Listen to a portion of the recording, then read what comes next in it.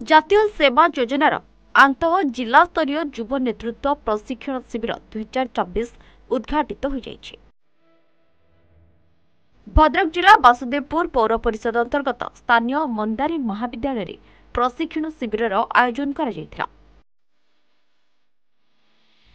ଏହି କାର୍ଯ୍ୟକ୍ରମ 3 ଦିନ ଧରି ଅନୁଷ୍ଠିତ ହେବାକୁ ଥିବା ବେଳେ ରବିବାର ଉଦ୍ଯାପନ ହେବାର କାର୍ଯ୍ୟକ୍ରମ ରହିଛି। ଏହି ପ୍ରଶିକ୍ଷଣ ଶିବିରର ଆୟୋଜକ ଭାବେ ମନ୍ଦାରୀ ଉଚ୍ଚ ମାଧ୍ୟମିକ ବିଦ୍ୟାଳୟ ଥିବା ବେଳେ ପ୍ରାୟୋଜକ ଭାବେ ଏନ୍ଏସ୍ଏସ୍ ବ୍ୟୁରୋ ଉଚ୍ଚ ମାଧ୍ୟମିକ ଶିକ୍ଷା ପରିଷଦ ରହିଛି।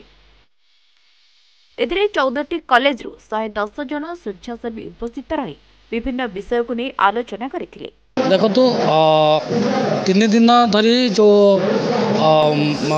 यूथ लीडरशिप ट्रेनिंग प्रोग्राम ये आयोजित होती मंदारी हायर सेकेंडरी स्कूल यह किभली भाव में युव नेतृत्व विकास घटव पिला माने प्रथमष्ट न हेबे विकसित भारत विकसित ओडिशार माध्यम साजिबे से आम प्रयास जारी रखीचु एवं ये महाविद्यालय को पाखापाखि भद्रक जिला और बालेश्वर जिलूर 12टी कॉलेज 110 रु ऊर्ध्व पिला आसछंती एवं पाखापाखि 10 रु 12 जन प्रोग्राम अफसर मैंने आसछंती आम जिला स्तर राज्य स्तर भिन्न भिन्न रिसोर्स पर्सन मानक डाकुचु एवं पिला मानक नेतृत्व विकास क्षेत्र में आम शिक्षा प्रदान करुचु।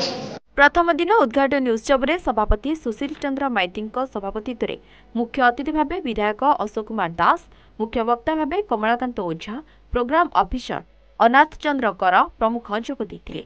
आयोजित सभा कार्य को अध्यापक प्रहलाद महंत संयोजना करथिबा बेले अध्यापक रमेश चंद्र बेहरा धन्यवाद अर्पण करथिले। वासुदेवपुर हेमंत महाराणा रिपोर्ट सूचना टीवी।